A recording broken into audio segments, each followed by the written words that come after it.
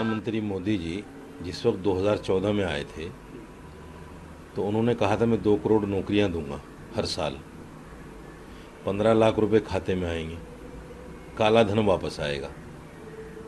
फिर उसको जुमला बता दिया। 10 साल गुजरने के बाद भी 11वें साल में जब आप लाल किले की प्राचीन से बोल रहे हैं तो आपने महंगाई पर कोई बात नहीं की, बेरोजगारी पर कोई बात नहीं की, युवाओं के उत्थान के लिए देश में खुशहाली आए इस पर कोई बात नहीं की।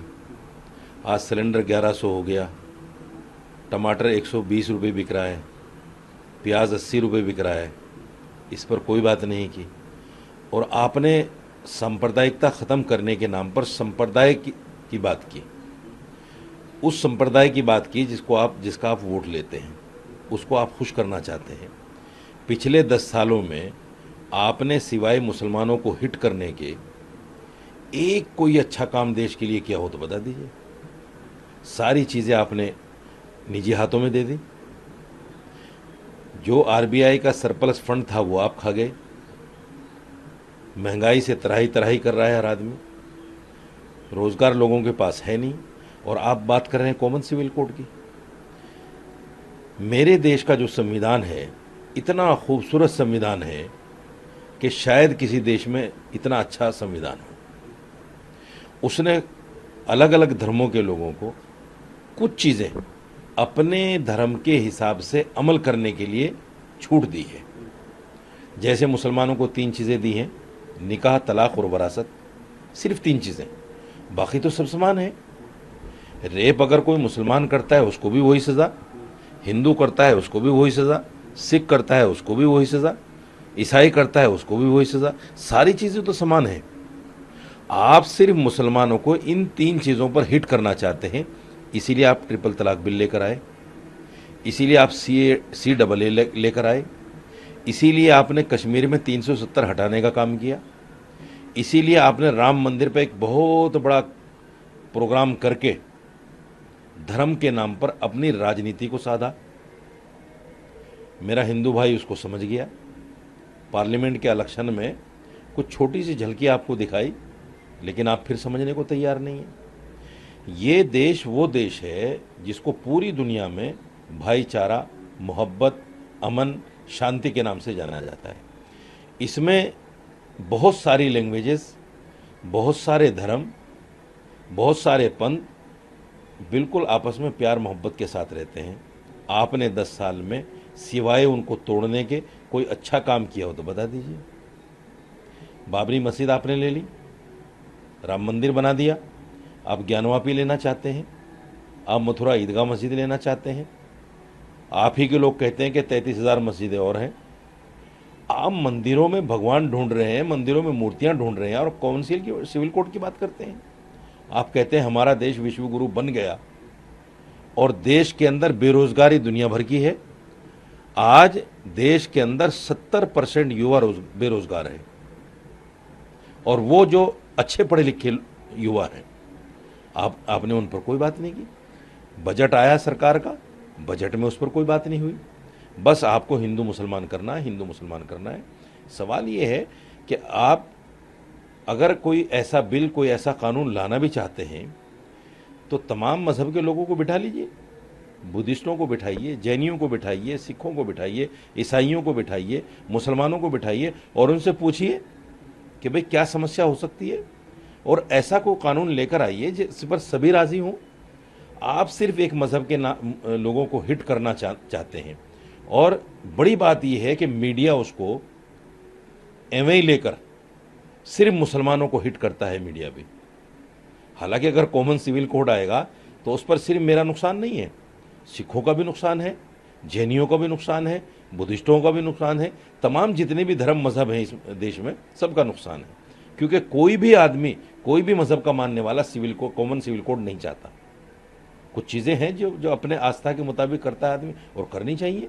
लेकिन प्रधानमंत्री की नीयत, नीति सांप्रदायिकता फैलाना, नफरत फैलाना। इनके लोग खुले विचारों से कहते हैं कि हिंदुस्तान में रहना है तो जय श्री राम कहना है।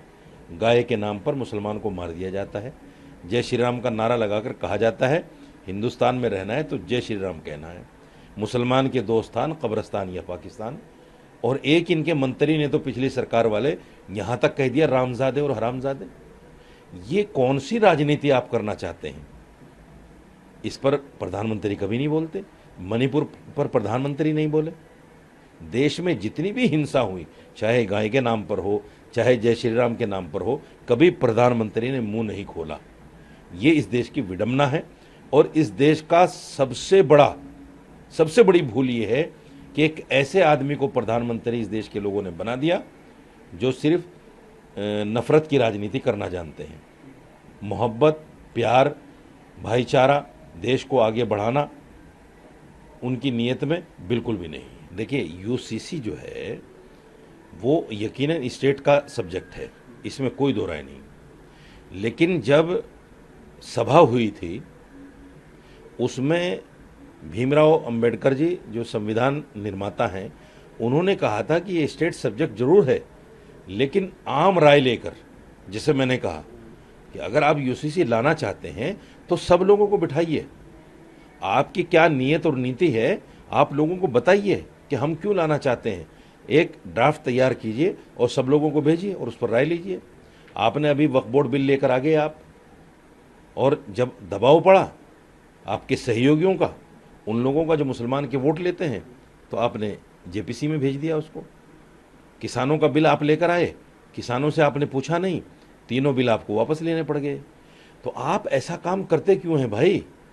आप वो काम कीजिए जो देश हित में हो, जो नागरिकों के हित में हो, जो उस वर्ग के हित में हो जिसके लिए आप कानून लाना चाहते हैं।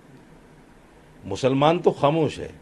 मुसलमान खामोश इसलिए है कि मुसलमान ने हिंदुस्तान पाकिस्तान का बंटवारा देखा है अपनी आंखों से। वो टीस हमारे मन से आज तक नहीं गई।